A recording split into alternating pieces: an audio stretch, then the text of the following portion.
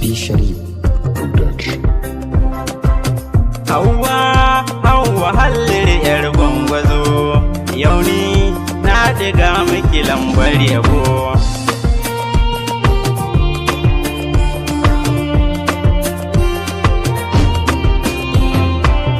Hauwa sannu Hauwa ga kikin fito, aiki na jarida duk an yaba, aikin rediyo ke ce ja gaba, aiki naki ai ba wani aibu ba, mata ku tsaya yau ga ja gaba. Hauwa hallir yau zan yaba, kyawu dukka mata sai sun jira, mata na Kano duk sai kun jira, mata na Kaduna sai kun jira, kuma 'yan Jigawa sai kun jira, ƙarshe dukka matan Najeriya. Hauwa ta zam zinariya, kowa duk muje sai mi bibiya.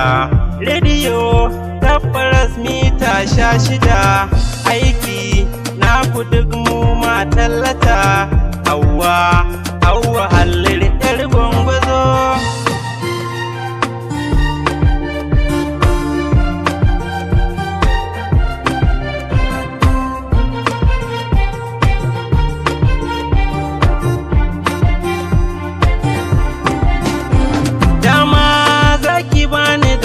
Domin in zo ni da ke Hauwa in faɗi ya gajiya kin san doki shi kaɗai ke tsayin haniniya sarki, Allah shi ka yin mulkin duk duniya. Zara za mu ganta can sashi na samaniya, yau dai ni ko gashi na ganta a nan duniya. Ta zo ko ina duka ta waɗa 'yan midiya, RFI Hausa Hauwa nan ne ta yin ayyuka.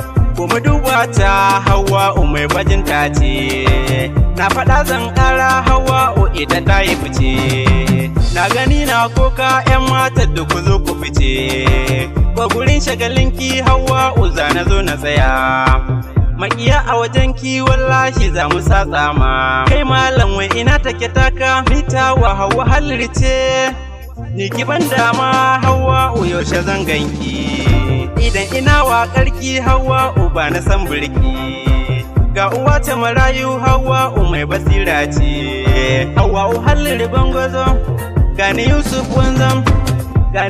wanzam ni ne nan na kayin zance.